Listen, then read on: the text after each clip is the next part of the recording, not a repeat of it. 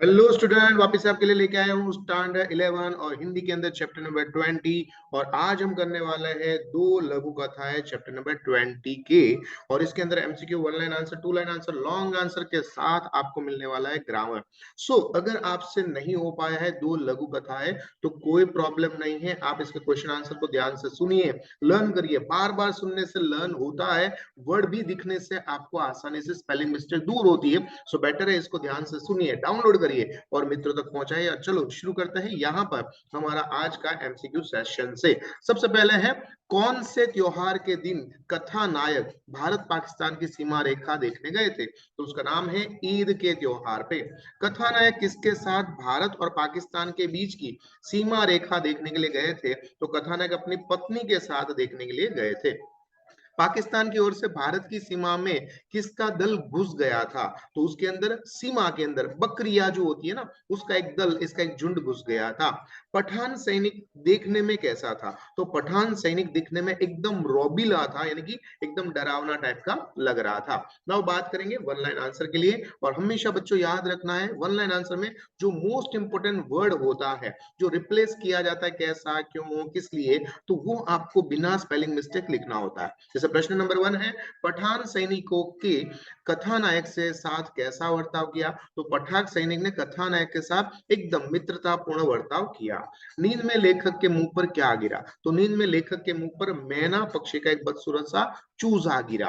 कथानायक के बेटे की मृत्यु कैसे हुई थी? तो कथानायक के बेटे की मृत्यु सांप के काटने से हुई थी। इंसान होने के कारण कथानायक क्या जानता था? तो इंसान होने के कारण से कथानायक अपने पराये का भेद करना जानता था। आगे की साइड में है, और वो है दो तीन वाक्य में उत्तर। भारत पाकिस्तान एक दूसरे के प्रति शंकालु क्यों है? तो भारत पाकिस्तान दोनों कभी एक ही देश थे, परंतु बंटवारा होने के बाद दोनों पराये हो गए, इसलिए दोनों एक दूसरे के ऊपर विश्वास नहीं रख रहे, इसलिए दोनों एक दूसरे के ऊपर हमेशा शंका कुशंका से, यानी शंकालु रहते हैं। भारतीय कमांडर ने कथानायक के कान में क्या कहा? तो कथानायक को कान में कहा कि 18 सशस्त्र सैनिक और कमांडर थे। कमांडर में उसके कान में कहा कि उधर सैनिक उसे चाय के लिए बुला सकते हैं, पर वहां पर जाइए नहीं, पता नहीं क्या हो जाए, क्योंकि अभी हाल के अंदर बहुत सारे उसके तस्कर मारे गए हैं, इसलिए कुछ भी संभावना हो सकती है। आगे है, मेना का झुंड क्यों आर्तनाद, दुख भरी आवाज के अंदर रोना आर्तनाद को कहते हैं, क्यों ऐसा कर रहा था? तो एक दिन बिस्तर पर लेटे हुए थे लेखक महोदय, और उसके मुंह के ऊपर मेना का एक चूजा गिर पड़ता है। उसे उठाकर आंगन में वो फेंक देते हैं। जैसे वो फेंकते तो वहां पर आंगन में एक बिल्ली बैठी हुई है, तुरंत उसके ऊपर झपट्टा मार के उसको ले जाती है, और उसको देखकर मेना का पक्षियों का झुंड जो है आर्तनाद ढूंढने का काम शुरू कर देता है। कथानायक की पत्नी मूर्छित होकर क्यों गिर पड़ी? अब कथानायक का एक लौता प्यारा सा बच्चा, यानी कि बेटा जो है, उसको आंखों के सामने एक सांप ने काट दिया और उसको मर गया। घर में रोना पिटना इतना शुरू हो गया कि आखिरकार कथानायक की पत्नी उस सदमे के कारण से मूर्छित होकर गिर गई थी। आगे हमारा है लॉन्ग आंसर। पाकिस्तान पठान सैनिक के निमंत्रण को सुनकर कथानायक ने क्या कहा? तो पाकिस्तान कथा पठान सैनिक ने कथानायक को अपनी सीने में चाय पीने के लिए आमंत्रण दिया। भारत कमांडर कथानायक ने पाकिस्तान की सीमा में न जाने की चेतावनी ऑलरेडी दे रखी थी। उसी को ध्यान में रखकर कथानायक ने पठान सैनिक को शुक्रिया अदा किया, और उसके साथ साथ चाय पीकर बहुत खुशी होती, परंतु क्या है कि आज ही घर वापस लौटना है, थोड़ा जल्दी है, समय नहीं है, ऐसा बहाना बनाकर माफी मांगकर वहां से निकल जाते हैं। आगे है, और वो है, मनुष्य की उपेक्षा परिंदों को क्यों बेहतर होती है? जैसे मनुष्य के अंदर क्या होता है, धर्म होता है, राष्ट्रीयता होता है, उसके नाम पर मनुष्य एक दूसरे में भेदभाव करते हैं, शंका कुशंका विश्वास अविश्वास होता है, जबकि परिंदों के अंदर ना राष्ट्रीयता है ना धर्म है, उसमें ऐसी कोई सोच ही नहीं है, ना मंदिर ना मस्जिद, उसमें कोई फर्क नहीं है, वो तो जिस पर चाहे बैठ सकते हैं, जा सकते हैं। धर्म देश एक समान है, धर्म और राष्ट्रीयता के नाम पर हम झगड़ा करते हैं, पशु पक्षी नहीं, इसलिए मनुष्य की कंपेरिजन में परिंदे पशु पक्षी ज्यादा बेहतर मानते हैं, ऐसा लोगों का मानना है। आगे, कथानायक को किस पीड़ा से भीतर तक झकझोर कर रख दिया। तो 4-5 साल पहले कथानायक ने मेना के चूजे को आंगन में फेंक दिया था। वहां से बिल्ली उसको झपट्टा मार के ले गई। चूजे के शोक में सारी के मेना पक्षियों का झुंड आर्तनाद रोने लगा। वर्षों के बाद ऐसा ही सिचुएशन उसके घर में उसके साथ हुआ, यानी कि उसके बेटे को सांप ने काट लिया। कथानायक के प्रिय पुत्र के मृत्यु होने के कारण से घर में रोना पिटना जो शुरुआत हुआ, और उसकी पत्नी जो बदहवास सी बेहोश हो गई, यह देखकर कथानायक को चिड़िया का बच्चा ध्यान में आया जो उसके आंगन में फेंक दिया था। बिल्ली ने झपट्टा मारा था और कथानायक के सामने ही सारी की सारी मैना रो रही थी। आज ऐसा ही एक माता का झुंड, यानी घर के अंदर उसकी पत्नी का झुंड और वहां पर मैना का झुंड एक जैसा लग रहा है। पीड़ा सब में सेम है, भीतर भीतर उसके रंग अलग अलग माने जाते हैं। आगे है, जी हाँ जनाब, हमारी है, जानवर है, फर्क करना नहीं जानता, इसको समझाइए। तो ये हमारा पहला जो लघु कथा है उसमें से है। भारतीय सीमा में बकरियों का एक दल सीमा के अंदर आ जाता है।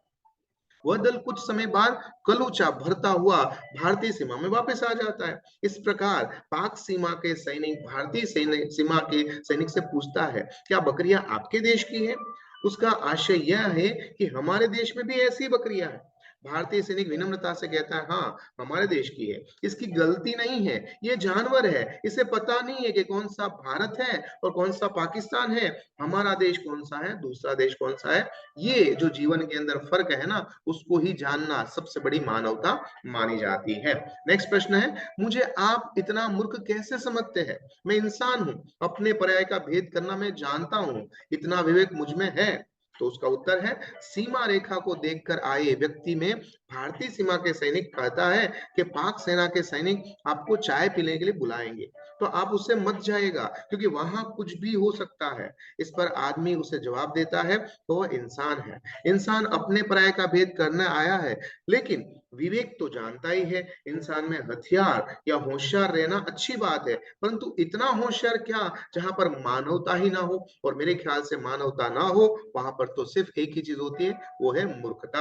आगे बात करेंगे व्याकरण के बारे में, जिसमें सबसे पहले समानार्थी शब्द तस्कर, चोर, मुकरबाद यानी बंधा मुबारकबादी, बंधु बधाई या अभिनंदन। तो शरीफ इज्जत या महत्व, कुत्सित यानी ध्रुवोत्पाद मतलब जिसमें गुस्सा आए ऐसा, यानी खराब फेज वाला जो होता है ना उसको कुत्सित कहते हैं।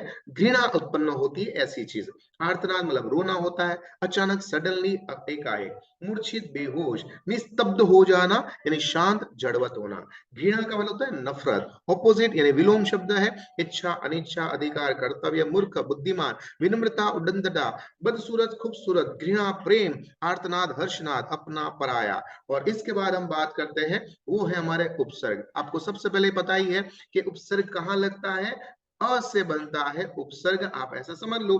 तो आगे लगेगा उपसर्ग, यानी सूरत के आगे हमने बद लगा दिया तो हो गया बदसूरत। तो बद हमारा क्या है, उपसर्ग है, सूरत के साथ ज्वाइंट होने से आपका वर्ड बन गया बदसूरत। उसी तरह से प्रत्यय में पीछे लगता है, शंका के पीछे लू लगा दिया तो बन गया शंकालू, और अकेला जो है उसके पीछे ला लगा दिया। इस तरह से पीछे वाले वर्ड को हम कहते हैं, क्या कहते हैं, प्रत्यय। ओके, अब इस लघु कथा को समझने के लिए कुछ आपके लिए है शब्दार्थ, इसको आप ध्यान से समझेंगे, देखेंगे, लर्न करेंगे तो मैं गारंटी के साथ कहता हूं कि आपको ये दोनों लघु कथा है बहुत ही इजीली समझ में आ गई होगी, और ये क्वेश्चन आंसर लर्न करने में भी आपको बहुत बड़ा बेनिफिट हुआ होगा। हुआ है कि नहीं हुआ है ये तो मार्क्स से ही पता चलेगा। तो आप जब टेस्ट दो इसमें अच्छे मार्क्स आए तो कमेंट्स करके मुझे जरूर बताएगा कि मेरा ये वीडियो क्या सही में आपको फायदे में लगा कि नहीं लगा। तब तक मुझे आज्ञा दीजिए, आपका दोस्त, आपका मित्र, आपका गुरु Mahendra Joshi. Thank you very much.